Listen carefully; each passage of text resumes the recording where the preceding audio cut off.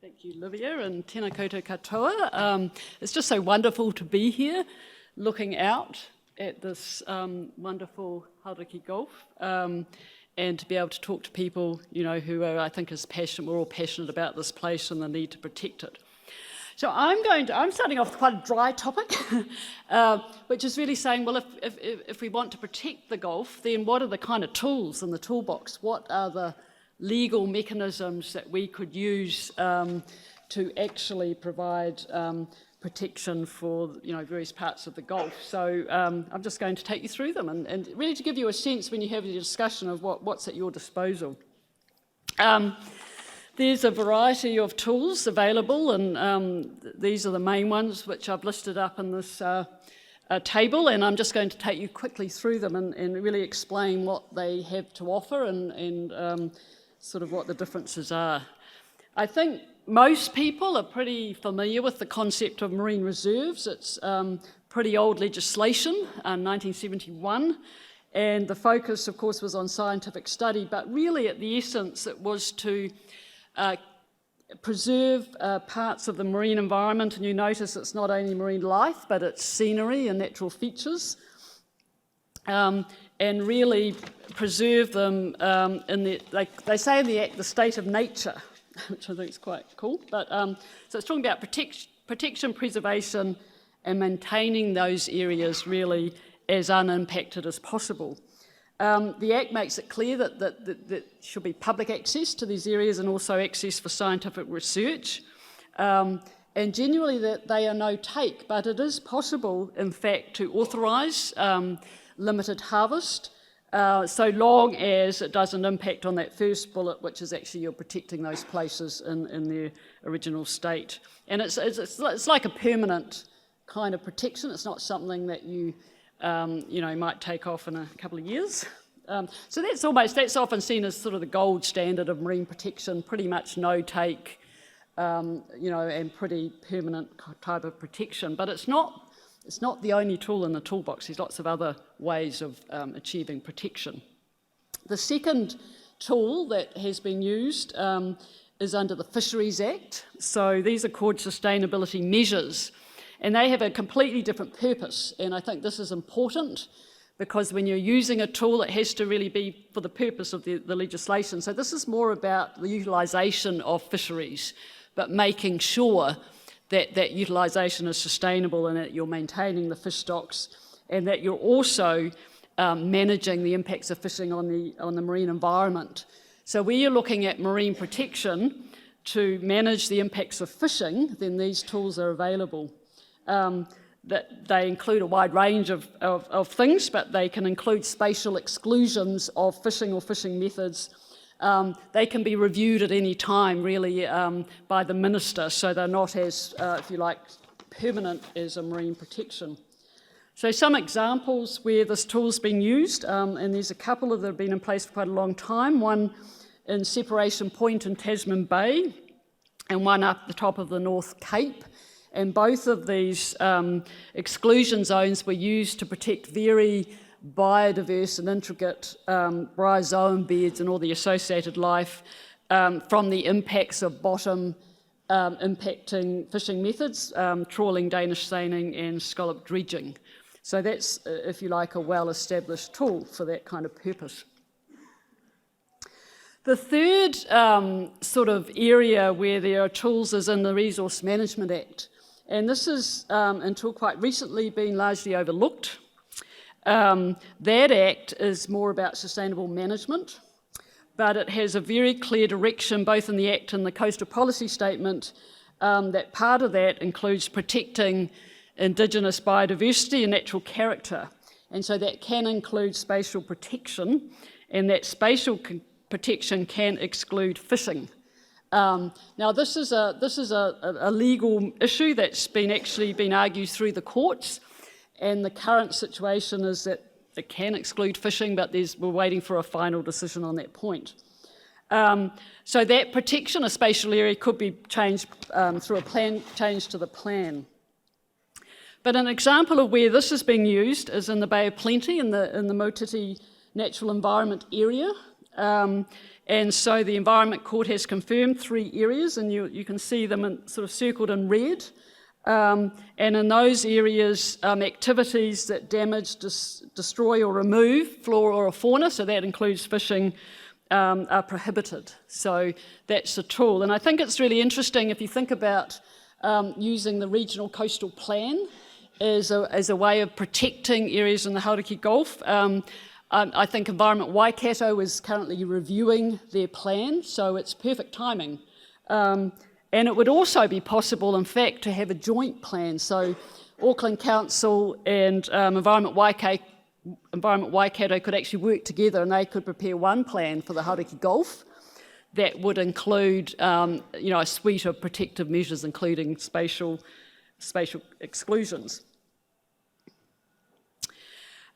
Moving on to customary management tools. So there are 3 tools that are provided for in the Fisheries Act and relevant regulations. The first is Taipure local fisheries, and the purpose of this is much more about recognition of rangatiratanga and treaty fisheries rights, so it has a very different purpose. These areas are managed by a committee appointed by the minister that need to be representative of the local Māori community, but often, as I understand it, they actually have, they'll have local hapu members, but they'll also have members of the local community, so it's very much a partnership, and that committee can make recommendations on how that area is managed, including fishing regulations. The second tool, which was developed subsequent to that tool, and I think was trying to sort of resolve some of the issues with it, Mataitai Reserve.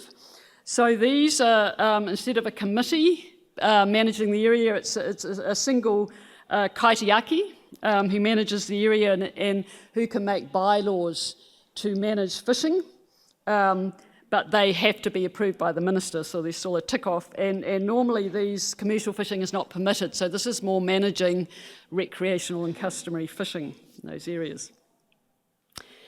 And the third customary management tool is what's called temporary closures. And this is really associated with the concept of rahui, although it's not really fully that traditional practice. But it is the ability to actually close areas for up to 2 years, so quite short-lived. And at the end of that period, they're automatically revoked unless you kind of renew them. So that's a very kind of short-term and flexible tool, and is often being used for shellfish, to protect shellfish beds if they're being over-harvested, to give them time to recover. And just some other sort of spatial protections that sort of dealing with specific issues. So there are areas in New Zealand that we protect them from shipping, and this is to manage the risk of oil spills, or we had that ship run into the Astrolabe Reef, so it's really trying to look at the safety of shipping and oil spills, and so there's one of these around the Poor Knights Islands because of the risk to that environment from an accident. We also have a legal tool to protect marine mammals called marine mammal sanctuaries. Now, the Hauraki Gulf is a marine mammal hotspot, so this might be something that you might want to consider in your discussion. So the purpose of these is to protect marine mammals, and you can essentially attach to them a set of rules that can restrict certain activities.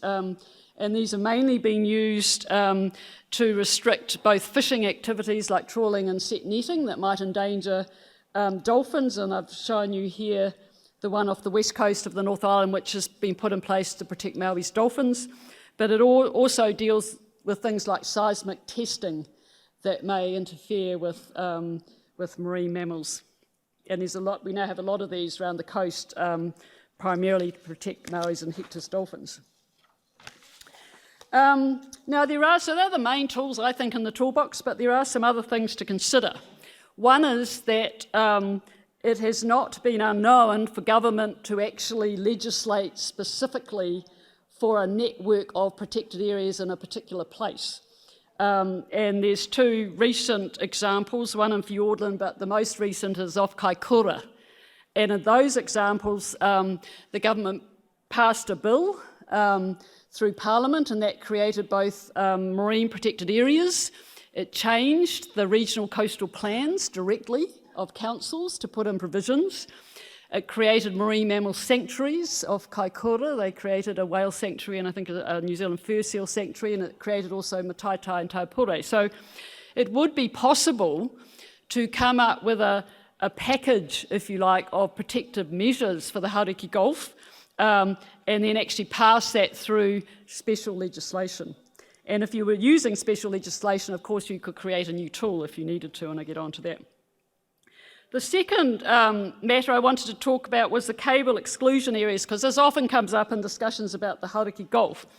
And you'll see that dark blue, long, thin kind of strip that goes up through the Gulf. Now, these are areas that are put in place to protect underwater cables that provide both electricity but also things like fibre, and really want to avoid any fishing activity because fishing gear could get caught up in them and damage them, and also any anchoring for the same reason. Now, these areas are often sort of talked about in the concept of marine protected areas, and of course they may provide environmental benefits because you were basically excluding fishing and anchoring from these areas.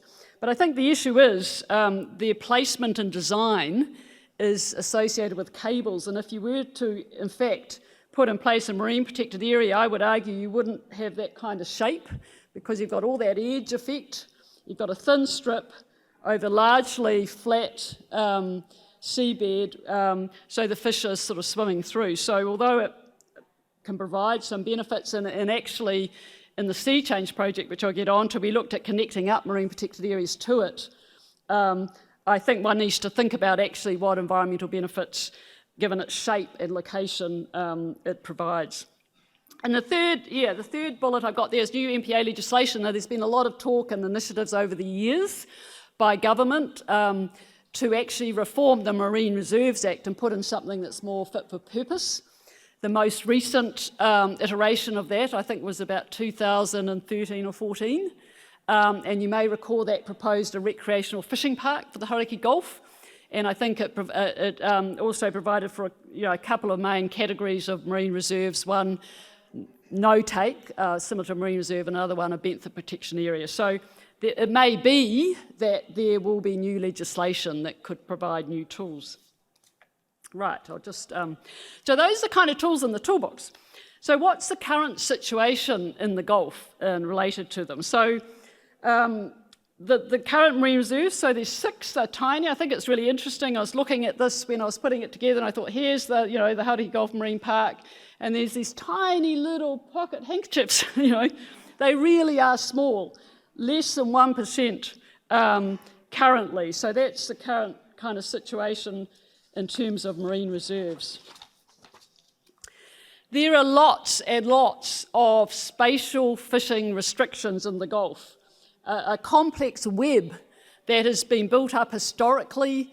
The reasons for many of these are sort of almost lost in the sort of the mists of the past. I've highlighted the trawl exclusion, which is probably something of most significance if you're thinking of protecting habitat. There has been for a long time a exclusion zone in the inner Gulf. And this is quite unusual. There's not many of these around New Zealand, not of this size, already in place. So there is a kind of a complex spatial sort of arrangement around fishing that actually is probably asking to be rationalised, and maybe that would be a way of looking at sort of protection. In terms of the other tools that I've mentioned, they generally haven't been used. So there's only one temporary closure in place at the moment that I could identify. That's at Umapuia for cockles, but none of those other tools are currently being used in the Hauraki Gulf.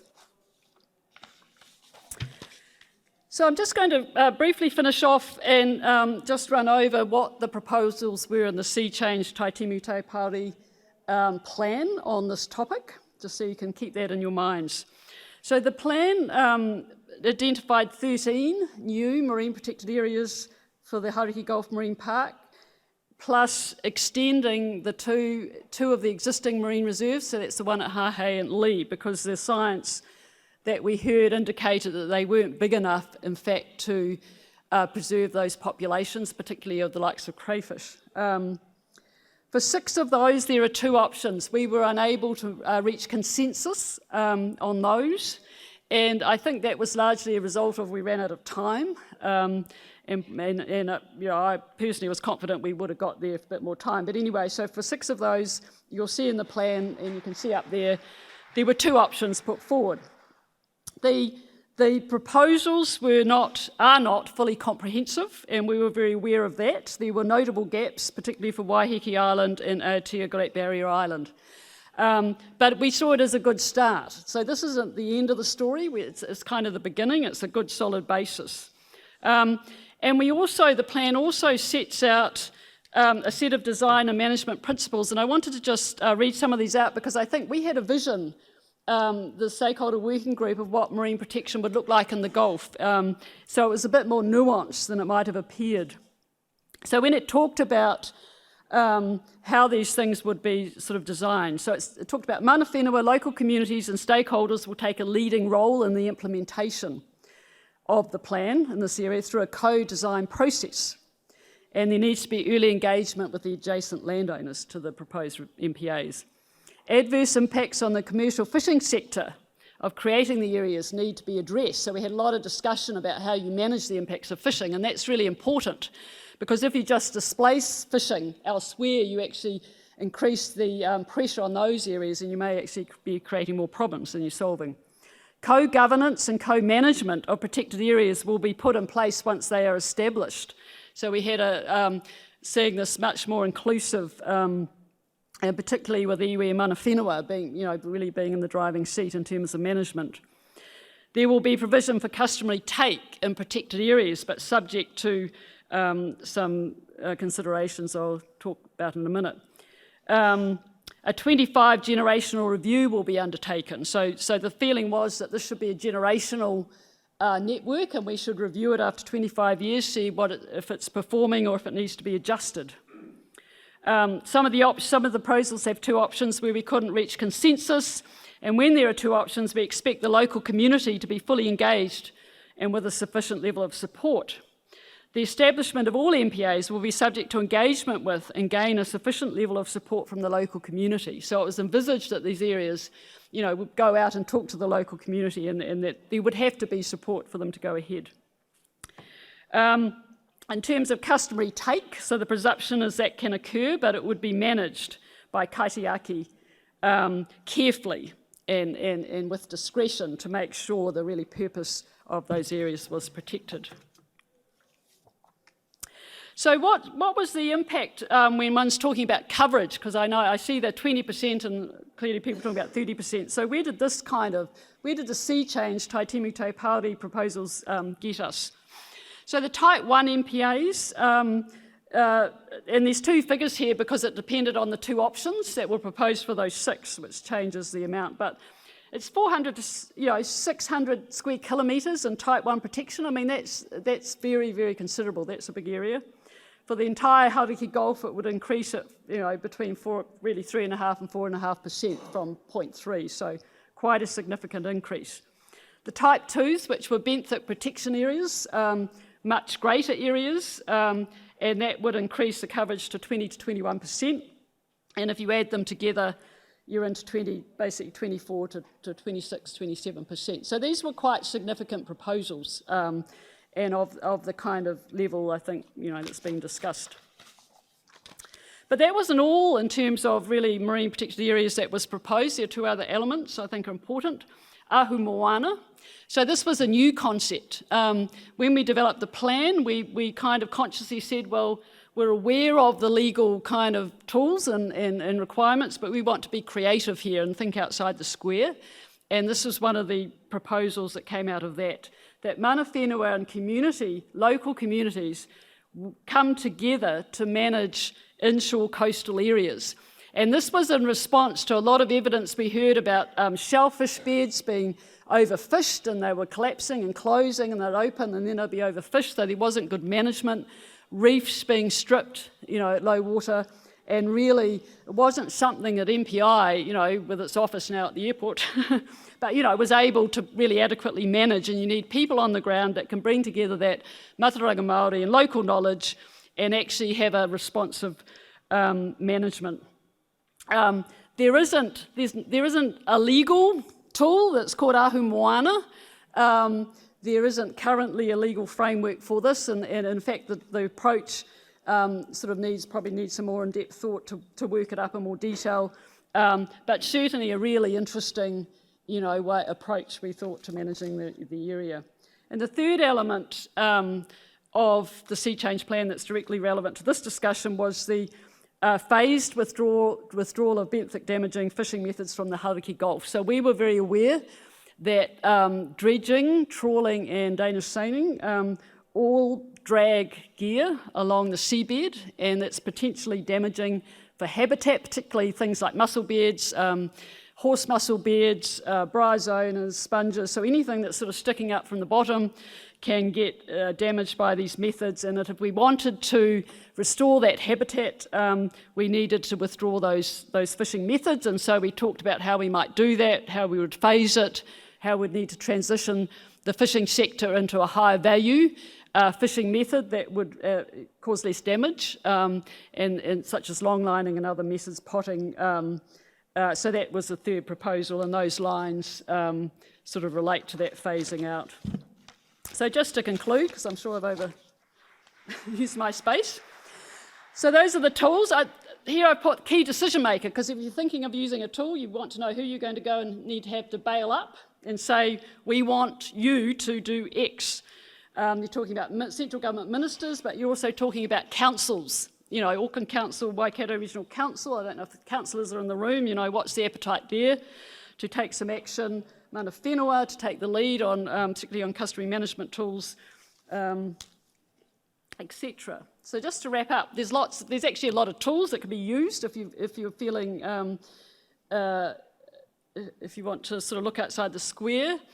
Marine reserves provides the strongest protection, and the other tools are more flexible and adaptable. And I think what's important is to select the right tool for the right job. In some areas you want flexibility and adaptability. You want to see what works, what doesn't. You want to adjust. In other areas you want to be sure that something's protected. I suggest a mix is what we need, that sea change provides a good start, but certainly not the end.